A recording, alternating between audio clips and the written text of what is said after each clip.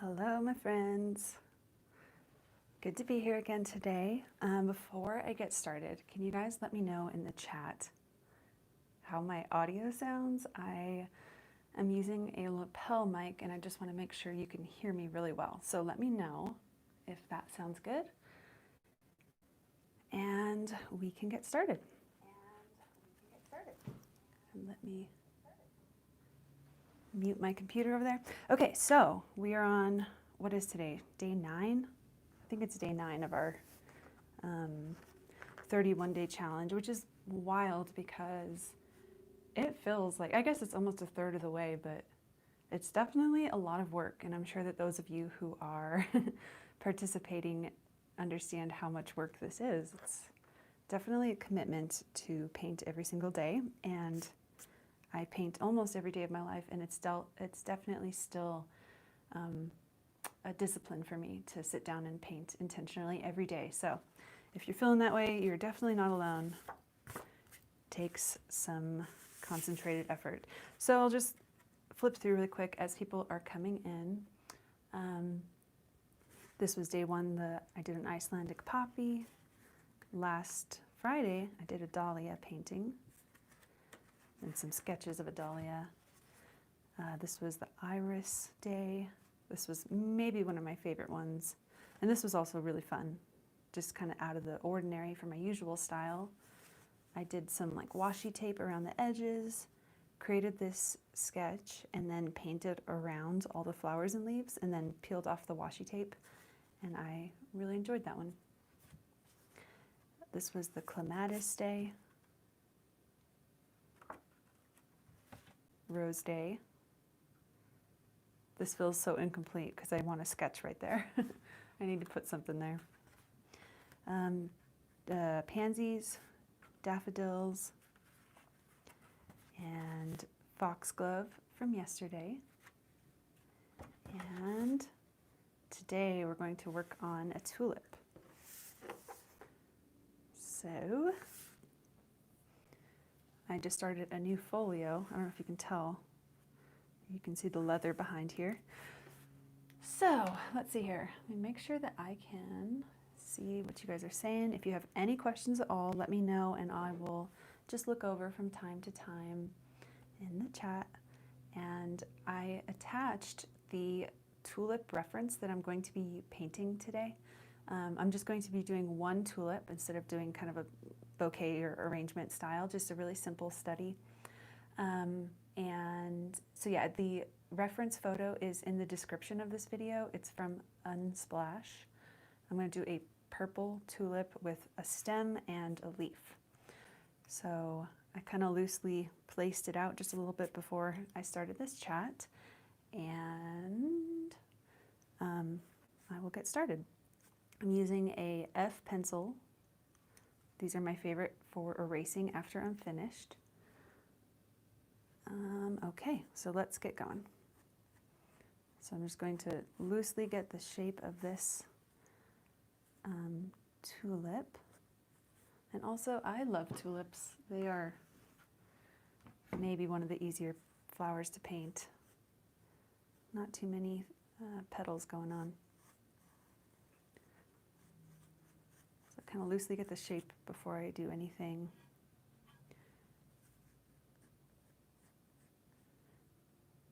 Eliana, can you share how you usually set up your video live? I love this. I'm guessing you're talking about like my tech setup and what I'm filming with. I'm actually just using my iPhone. I don't even have a nice iPhone necessarily. It's a 8. And I am using a Rode lapel mic. And that's pretty much all there is to it. I just have set up on a tripod above me. It's pretty easy to do live videos, actually. I mean, you can make it really complicated, of course, but I think things can be as complicated or as easy as you want them to be. And that goes for all areas of life. So I like to try and keep things simple as long as I can. My dad is a very consistent YouTuber. He's awesome. He's been doing YouTube since like 2000, I think 2005. So he was one of the early adapters to YouTube. And my dad has always just used like his phone. And at this point, he's got like maybe like an iPhone 6. And he's got a huge channel. He's got like 20,000 followers. My dad builds cigar box guitars, and he's just so much fun. And he's got a really great channel, and his followers love him because he's fun and goofy and uninhibited, and he kills it on YouTube. But yeah, he keeps things very low tech, and so use what you got. So I'm not really explaining what I'm doing here, but hopefully if you have that sketch, you can kind of just follow along. It looks like there's 1, 2, 3, 4, 5, 6 petals. You can keep it simpler if that feels like a lot.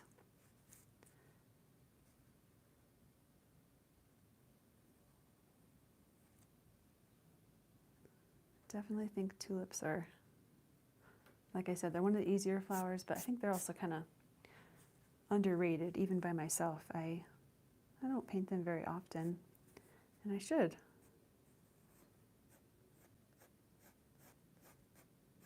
Actually, I'm painting a larger painting right now, and there is a tulip, but it's a tulip that's facing forward and is fully open. So it doesn't even really look like a tulip, like the classic side view. All right, so I'm going to start drawing a leaf that's going to be kind of wrapping the stem on both sides.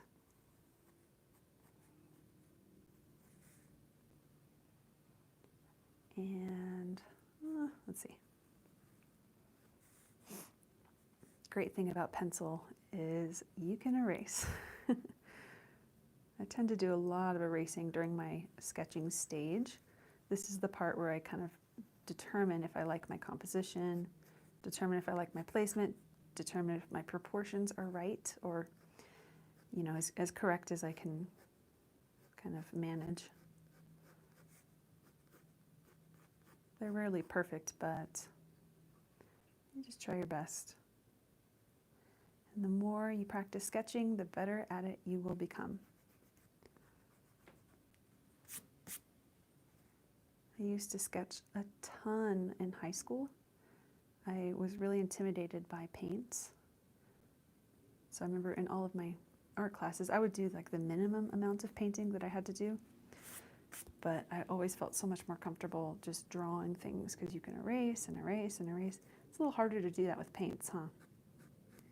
Can't really erase paints. Maybe you can if you're using oils. I guess you can repaint, but with watercolors you cannot erase. Not exactly. So it's very important to get the sketch right before you start painting, okay? It'll make a huge difference.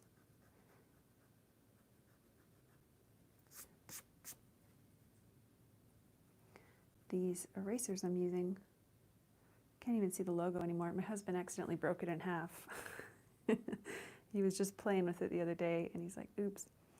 I think it's called a Bloom eraser, B-L-U-M.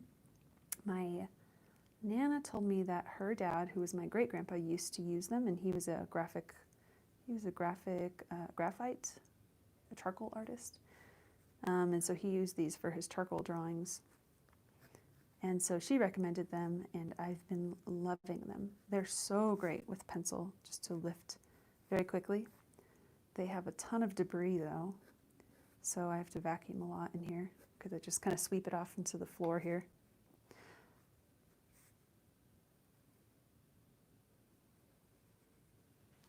Okay. I think that I am feeling good about this. I tend to, whenever I'm doing like live video while I paint, I think I tend to rush through my sketching process, and I'm trying to be better about that because I say it all the time, and I've already said it in this one, a good sketch makes for a good painting. So I need to always be mindful of that myself. Okay. This is going to be a pretty simple one. So I'm going to use This is a size 6 brush from Infinity Arts, the Fibonacci brush. So I'm going to start by just wetting this entire, I'm going to go ahead and wet this entire tulip. So I'm going to do a technique here called wet on wet. This is actually kind of maybe more of a priming method. I'm preparing this paper to take this paint, and then I'm going to get my color ready. So I'm going to have this tulip be, I want to make it pink, but I did pink yesterday, so I don't know. I think it's good to kind of mix it up. I do a lot of pink flowers. So I'm going to get some color ready. Let's see if I can you guys see my color okay? I don't know if you can see that very well. Let me scooch this over. I want you to be able to see the purple that I'm using, and give me just 1 second here.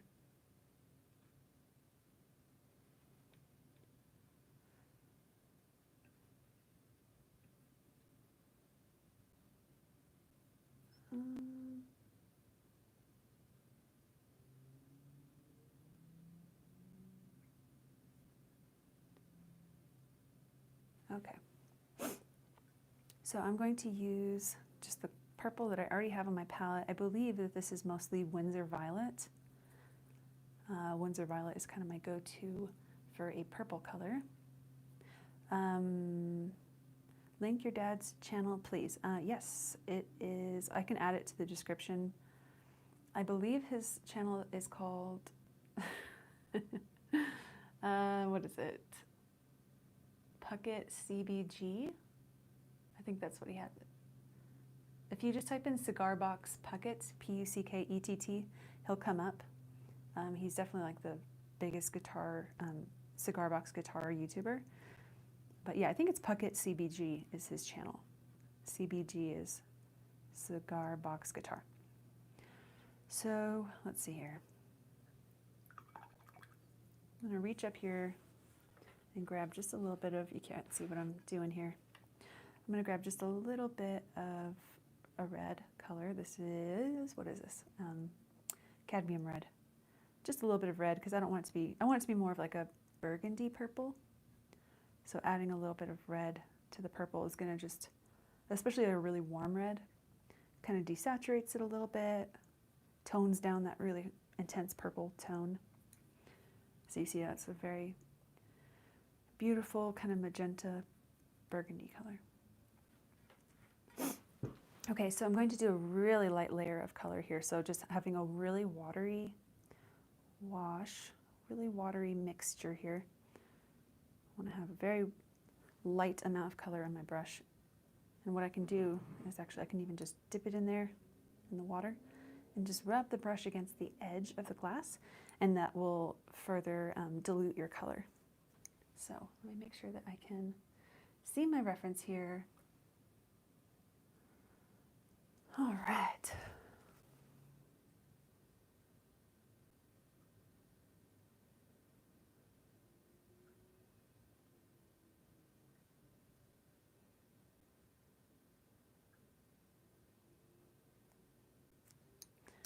All right, then using that water, very light,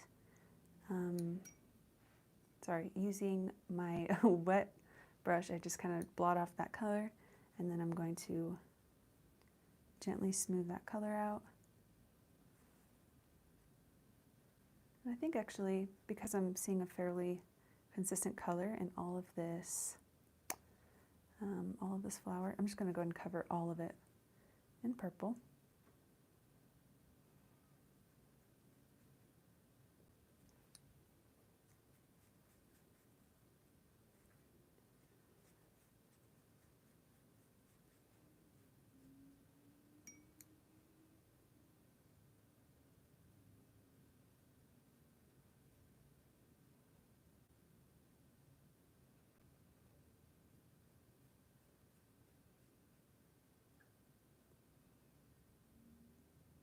Okay, so that feels pretty even.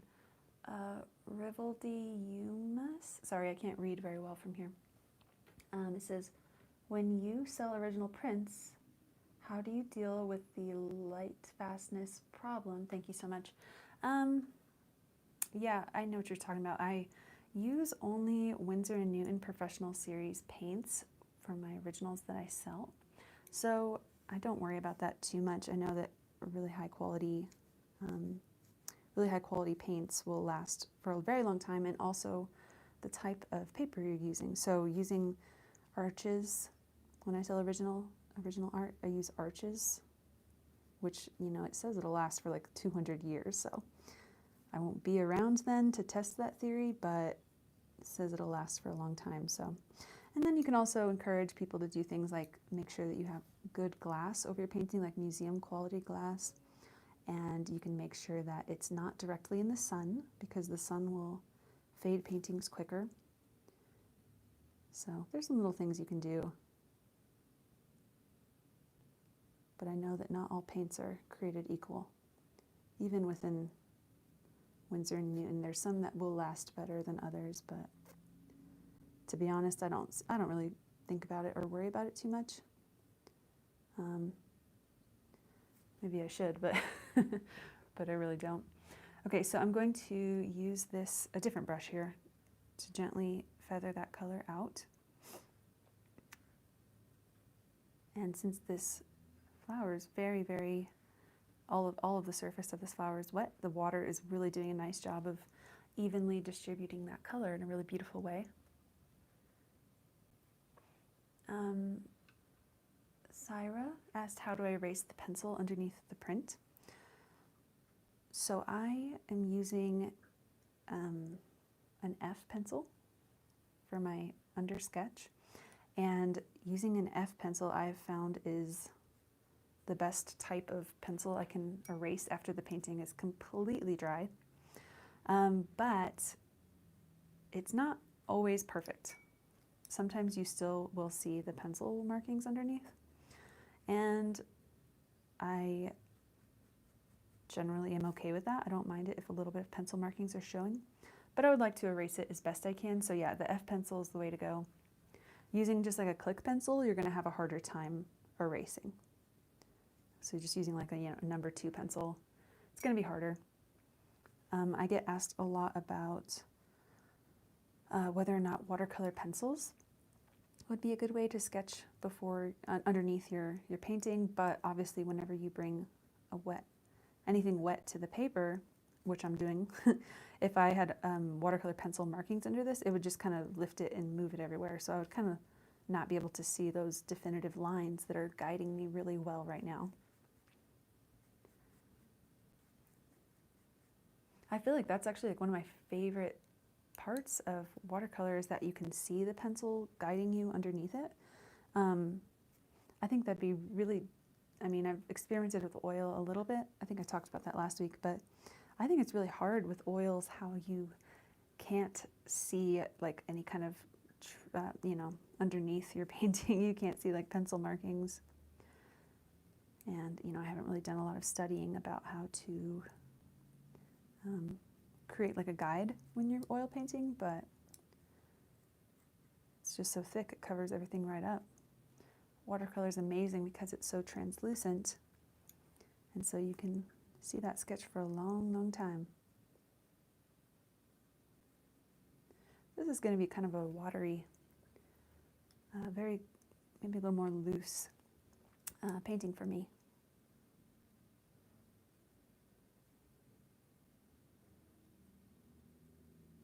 So make sure to maintain a lot of light and dark tones. I really love when, even if I'm just painting one color, so in this case I'm painting just purple, right? But I'm really trying to keep a mixture, so I keep kind of going over to like a more cool purple, and then grabbing a little bit more of the red to make more of like warm details, because I'd like to have a mixture of cool and warm even within one color. I hope that makes sense. It just makes it a little bit more true to life, because in real life, even if you're looking at one color, you're going to see a lot of shades and variants of that color, warm and cool tones, light and dark tones. So if you just be mindful of that and try and add it into your painting, it's going to be just like a subtle way to take your painting to the next level.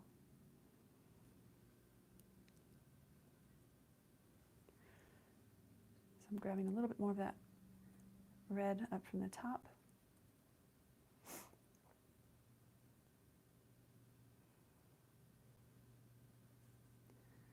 Let's see.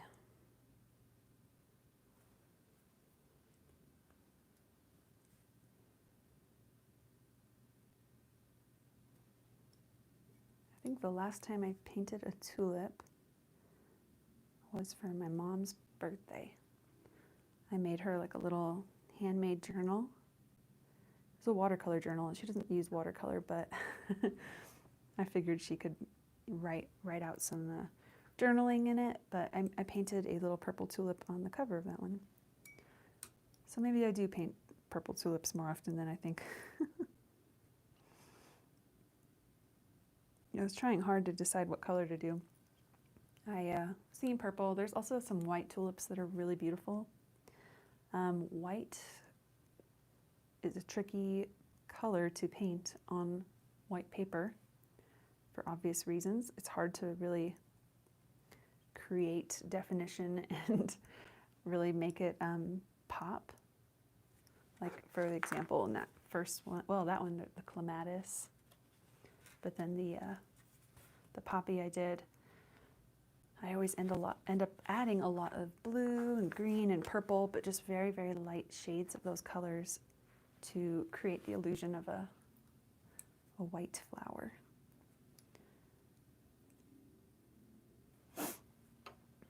Take a sip of coffee real quick.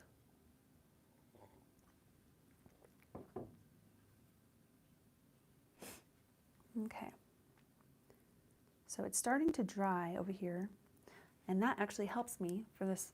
I do want to work on this while it's dry, because I'm not able to add a lot of detail until it is dry, because you can't layer details on a wet surface. Okay. Syra says, thank you for your tutorials. You are welcome. I love making them. I really, really love making them.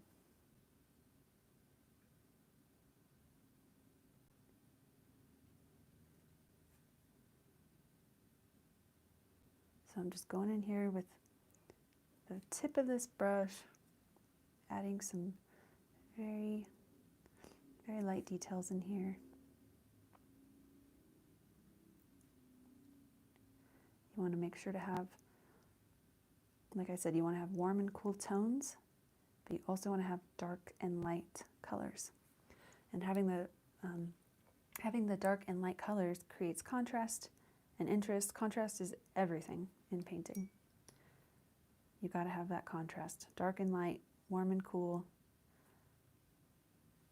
Even the background versus the flower creates contrast, like a white background. There's a lot of ways to create contrast. I think I mentioned it last week, but I'm in the midst of working through a new class that I'm going to release on my website that's all about composing, sketching, floral compositions. Not necessarily for watercolor, but it could be for just drawing. But it's just all the tips I can think of when it comes to composing florals.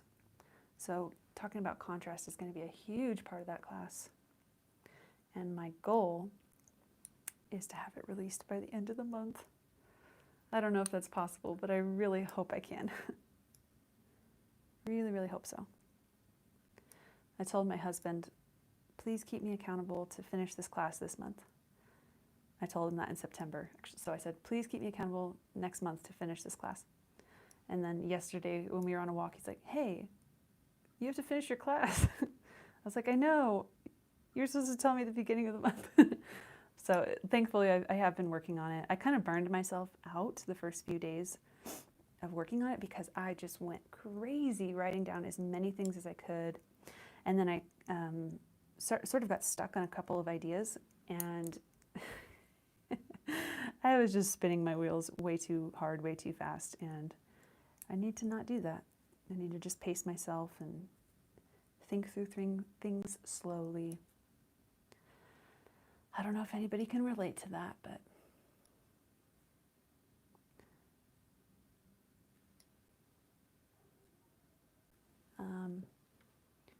got a couple of questions, so I'm going to read them real quick. How do you edit your Instagram pic so the color is the same like your original painting? Ooh, I'm gonna be honest with you, I don't. I don't really try that hard to make it exactly like the original. I do light edits though. I don't do super heavy changes to the original, but I use VSCO. VSCO is my favorite editing app. I really like filters. There's like one called A5, A6, and one called M5 that I really like, but I don't do like really heavy color changes. I love to add a little bit of grain to my photos because I just feel like it makes them look a little more professional. I will sometimes tweak the contrasts. I will up the clarity. I know this probably sounds like gibberish to some people, but I'm kind of a nerd about this sort of stuff too. I really enjoy the art of product photography, but even if it's just iPhone, because it is, I just use my phone for all of my art photos. I have a mirrorless Canon camera, but it's a lot of work to try and take photos, edit, and then transfer it to my phone to post from Instagram. To me, Instagram, the charm of Instagram is that it's just kind of, I don't know, it's on your phone. You can only post from your phone. Might as well take the photos from your phone, in my opinion. But I know that that's not everybody's thing. Some people really like to use very nice photos for their Instagram, and that is awesome. But I like to keep things simple, like I said. But as far as just another tip for product photography is just practice composing your photos. It takes a lot of practice and a lot of time, but you know, whenever you have a new painting that you really love, try styling it in a few different ways. You can try having some different art supplies around. Make sure you're near a window so you have really nice natural light. I never, ever take photos of art at night. Never. I don't take photos at all at night. I only take them during the day with natural light. I don't use any artificial lights. Yeah. So just practice it. It gets more and more fun. I probably have more tips, but that's all I can think of off the top of my head. Mackenzie said, how would you say has helped you the most grow as an artist? Also, these videos are so fun. I've learned a lot from you. Thanks, Mackenzie. How have I grown the most as an artist? I mean, I have an obvious answer, and I guess the obvious answer would be practicing. Back in 2016, 17, I had a lot of time on my hands. I maybe shared this story before, but I know some of you don't know it. My sister and I had a band for 8 years. From the time I was like a teenager to like my mid-20s. We had this band called Poema, and we lived in Nashville, and we toured, and we just were doing the music thing in Music City. But in 2016, we decided to end our band and just kind of not go our separate ways, because we're family and we love each other, but just kind of take a step back from the band. But I found myself with a lot of time, and also with a lot of difficult emotions, as far as just a dream I'd had for so many years, 8 years, you know, especially during those years of your life. So I felt like I lost a dream, and art for me was a very like comforting, therapeutic, happy place where I can kind of where I could process through some of those emotions. So I spent a long time, probably for a solid year or two, painting a lot. And I feel like during those couple of years, I really did see my painting abilities do a 180. I did a painting challenge, which is similar to what we're doing now, But I did a painting challenge in the beginning of 2017, and that really helped me. That really, really helped me. So I think it's just practice and consistency. Learn as much as you can. I mean, you're here and you're learning, even though I'm not really talking about painting right now, but but yeah, just learn everything you can and just enjoy the process of it. I think that for me, like I told you, it wasn't really about trying to become an incredible painter. It was more about I felt a lot of peace when I painted. So that's why I kind of kept coming back to it. It was because of love. Like I loved doing it. It wasn't because I was trying to necessarily dominate the painting world. So I think if you just tap into the reason you really love it, and it'll just keep you coming back day after day. And when you keep coming back day after day, you hone in on your skills. So, and I should show you guys sometime some of my earlier paintings. They were not good. They really weren't good. But I loved it. And so the more I kept painting, better it got. So hopefully that answers your question. Oh, I will say one other thing though.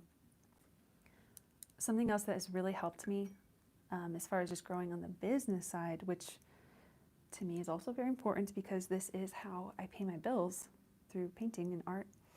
I say my bills, it's how my husband and I, we both have creative jobs. He's a silversmith and I'm a painter. So we both use the arts to pay our mortgage. But man, you got to learn. You got to learn from other people who are doing it well. So listening to books about business, listening to podcasts. You know, while I would paint, I would listen to podcasts and audiobooks, and that has really helped me. I feel like I have to sneeze, and it is driving me nuts.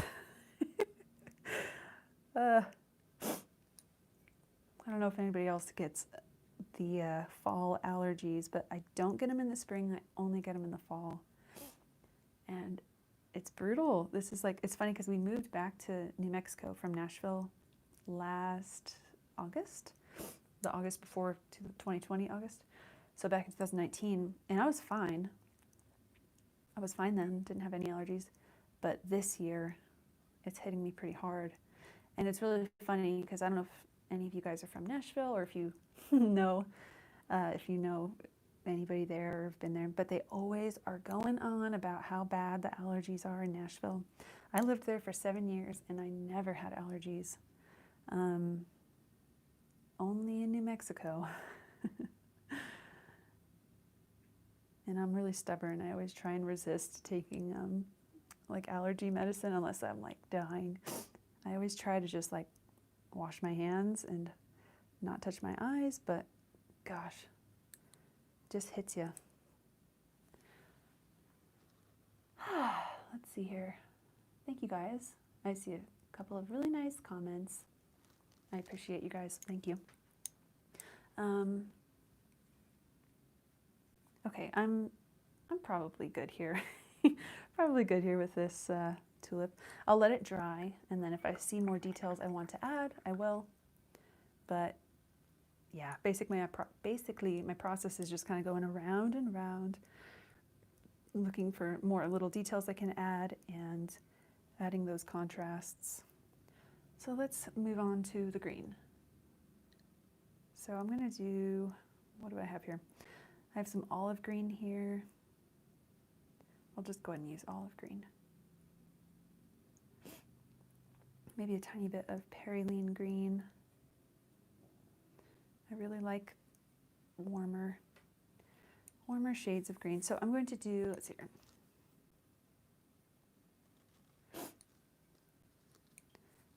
I'll start on this side. So I'm going to do, just because I don't want my hand to be in the wet paint. That is how you ruin paintings. So if you're right-handed, try and start over on the left whenever you can, especially if you're covering a lot of space. So for this, I'm going to just cover the entire leaf.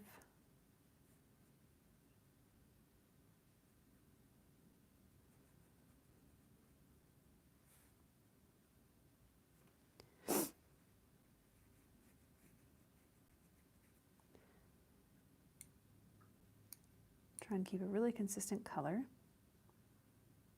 So less water, or sorry, less pigment, a little more water is how I get that really light, even wash. The more water you have on your brush, the smoother the color is going to be. It's not going to be all streaky. All right. Now I'm going to, sometimes it's tricky to do these things live because when I'm just painting on my own sweet time, I would give this a minute to let it dry, just check Instagram for a sec, and then come back to it. But since I'm doing this live, I have to just dry.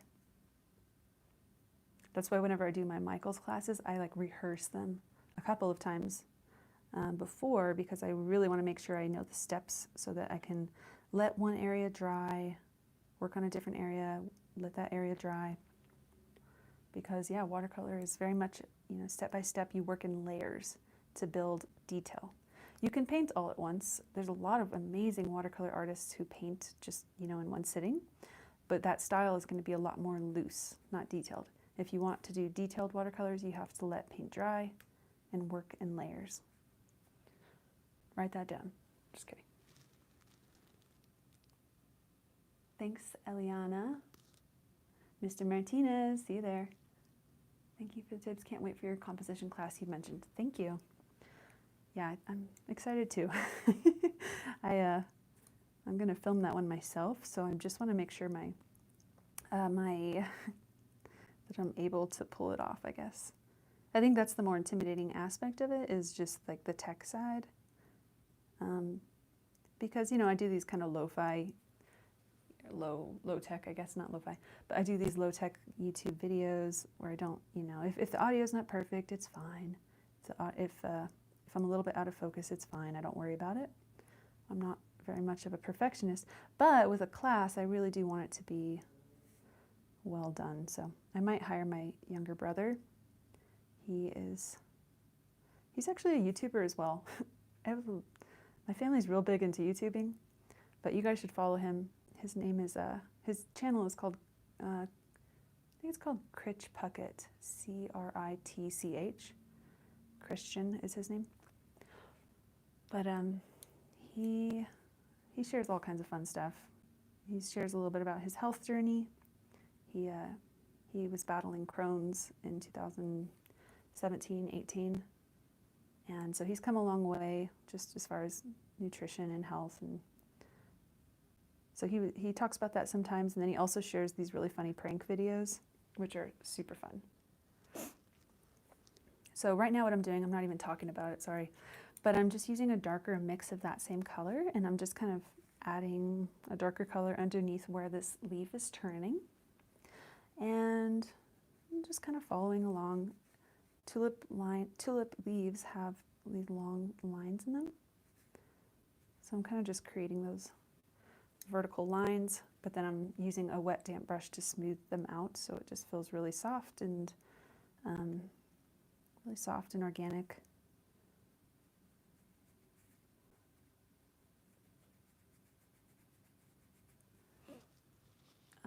Terry says, do you like blooms in your watercolor paint? Oh, like, yeah, I was like flower blooms? Yeah. No, but you're saying like blooms, like watercolor blooms, I think. And I do, actually. I really do like that. There's kind of a bloom right there, if anybody doesn't know what that is. It's kind of when the watercolor just sort of takes it and creates these kind of cool, almost like firework shapes. And it's amazing. It's basically you just let the watercolor do its thing.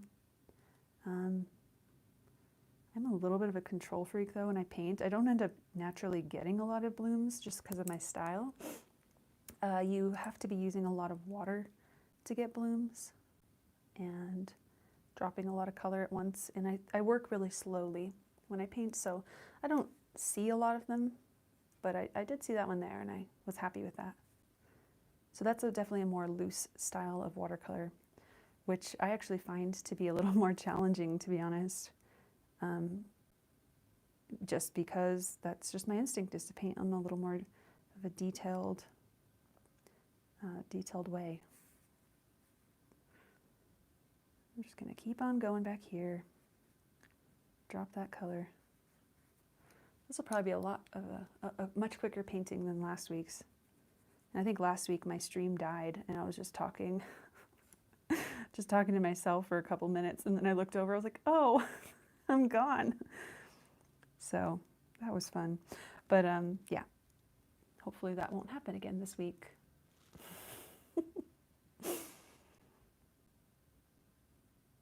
That's okay. First time, that was my first time doing YouTube live, so could have gone worse, I guess. I like doing these videos on YouTube. Some people ask why I don't do it on Instagram Live, and I just feel like this is more of like how do I say this? I think it's a more intimate setting on YouTube because I don't have a large following here. So anybody who is here today, they didn't just be like, oh, what's this? You know, well, maybe you did, but I feel like most of you were like planning to be here or you want to be here and you're not just like popping in for a second. And I think that's kind of more the setting I enjoy. Because I think about it like an actual, if this was an actual real life setting, that's the setting I would prefer, is that there's people here who want to be here, not just people coming in and then leaving, coming in, leaving, coming in and leaving the whole time. So I'm just pretending it's a real life paint and chat sesh. So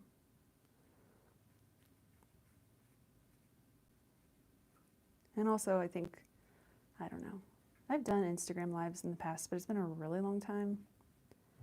I don't know why I just don't really like to use that feature.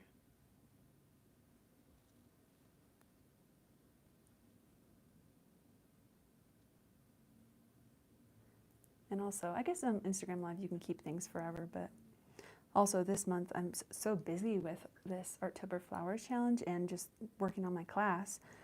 Those are two very big things I'm trying to work on this month, sorry. So I don't have a lot of time to create YouTube videos, so I thought this would be a great way to kind of be consistent with my channel, just create these live videos that I keep available for people to watch, which I believe last week is available. All right, sliding over to read these comments real quick.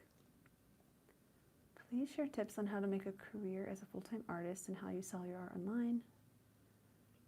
Eliana. Tips on being a full-time artist and selling art online. Let me think if I can give a good answer while I'm painting.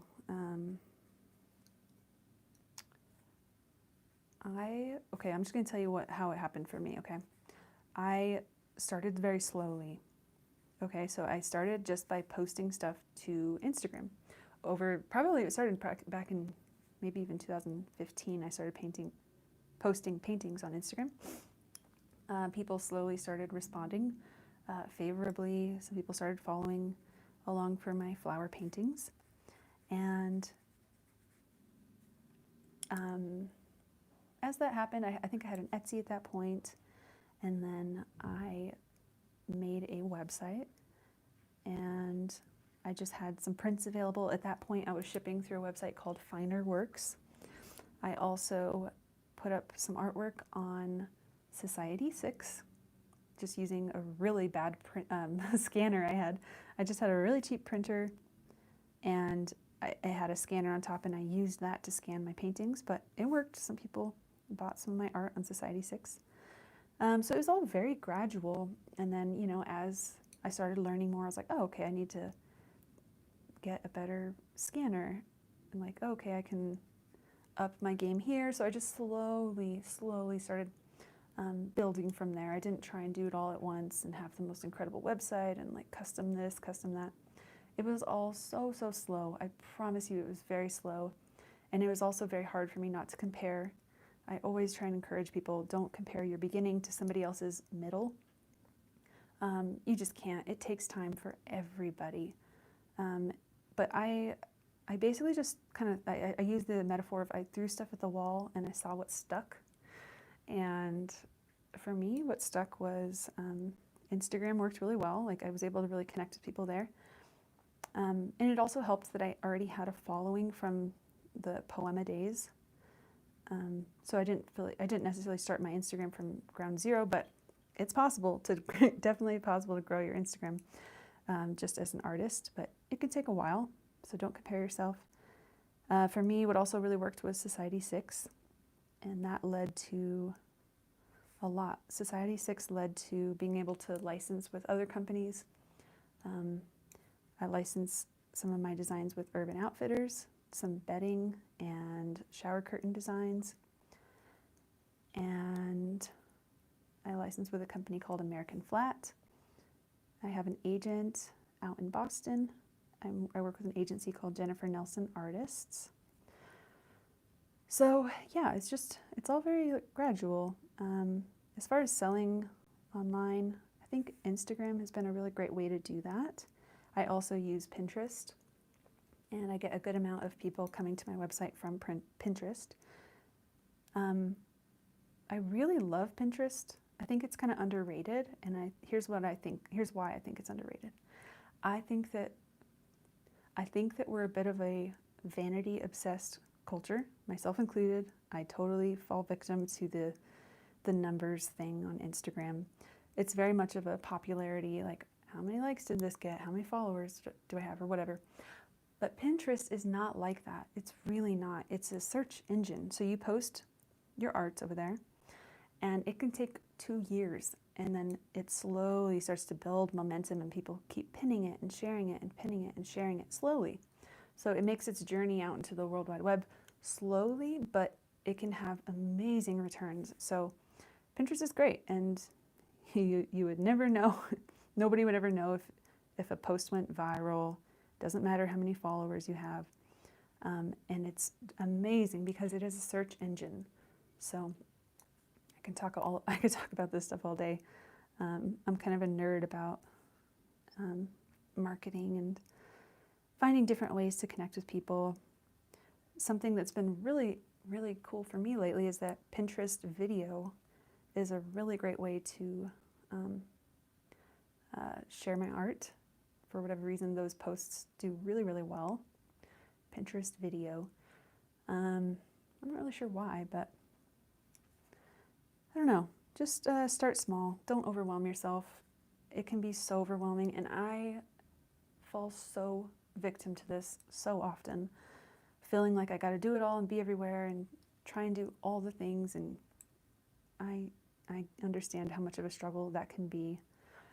So I always just try to step back, just be grateful for where I am. Don't just, I don't know, I don't want to live in that place of striving to be further than I am. It's not a happy place. I'm sure you understand. Anyways, that was quite the tangent. So I think that this is feeling pretty good. Let me see if there's anything I want to change. Pulling up my reference here. No, I think I actually really like this. I think one last detail I'm going to do is add just a bit of dark green behind this stem to really make this, to make the stem pop, to really create that depth perception, depth perspective. You know what I'm saying. And I'm going to sign off of here in just a minute. If you guys have any last questions, pop them in the chat. If not, no worries. I'll be back next Friday, hopefully. I don't see why not. But I really, really enjoy these videos, and it feels very peaceful for me, and I just enjoy knowing that you guys are hanging out with me, even if I can't hear you. I know you're there. So thank you guys so much for joining me.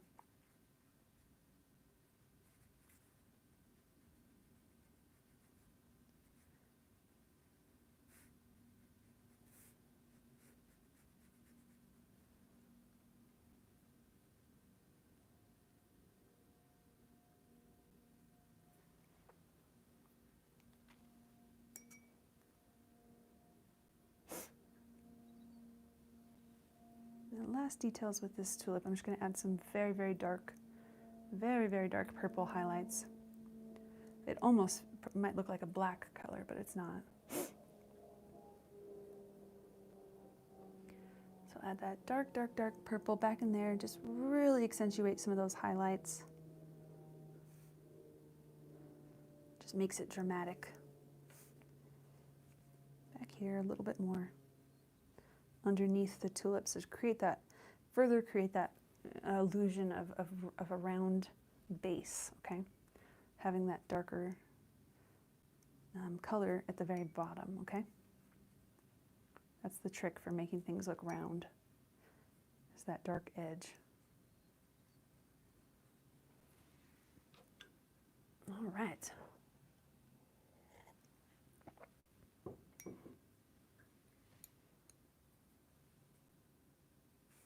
This is what always happens at the end of all my paintings. I'll be like, I'm done. And then I just do this for like another 5 minutes. Just adding little tiny details. But it's those last details, it's those final fine details at the very end. That's what I think is that is the most important aspect to me, is those last details.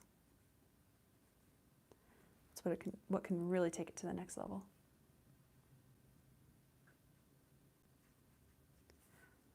All right, it feels good.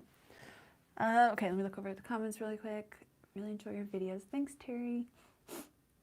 What size brushes are you using? Might have missed that at the beginning. I didn't even mention it. You didn't miss it. I might have mentioned this one. I'm using a size 6 round. This is the Infinity Arts. And then I was also using my size 3 Winsor & Newton Series 7 brush. I love these brushes. I love both of them. They have a very different feel, both of them. The Series 7 is I believe it's a squirrel hair brush. So the bristles are very soft, but they hold a lot of water. This one, the brushes are still soft, but they have more of a bounce. What do they call that? It has a snap. So it kind of snaps back into place very quickly.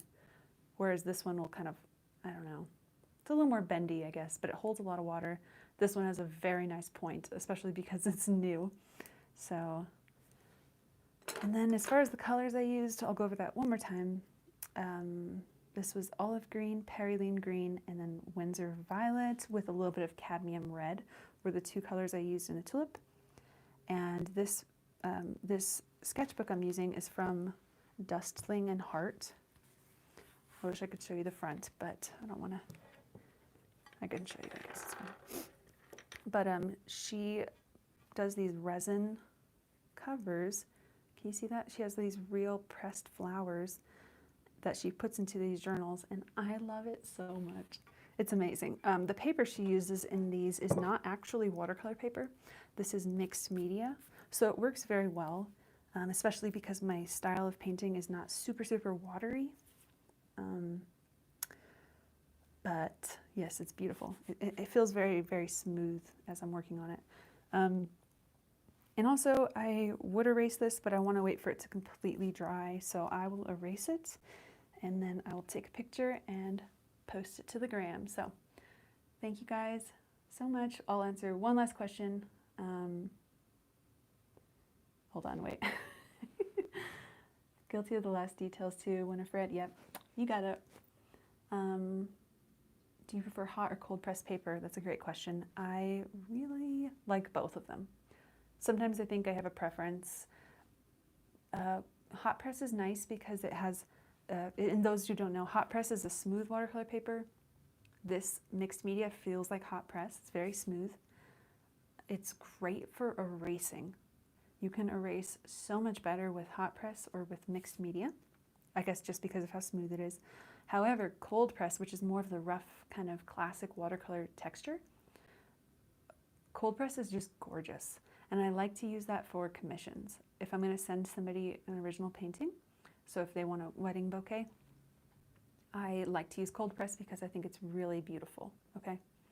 And hot press is really great for if I'm creating something to license. So if I'm creating something to scan and then if I'm digitizing the artwork, okay, I will use hot press because it's easier to work with it in Photoshop. But that is a huge conversation for another day. And Terry asked about my ring. My husband Dan made this. Not sure what kind of turquoise that is. It might be Royalston. But he made both of these actually. I really like gold jewelry, but my husband he's a silversmith, so I kind of have to wear silver. I'm just kidding. I like both, but I keep it on separate hands. So this is my gold hand, and then this is my silver hand. So, all right, I love you guys. Thank you so much for joining me. I'll see you next Friday, and if you painted along with me, be sure to let me know and, you know, share your posts on Instagram and tag me or whatever. So, all right, love you guys. How do I end this? Okay, figured it out. Bye.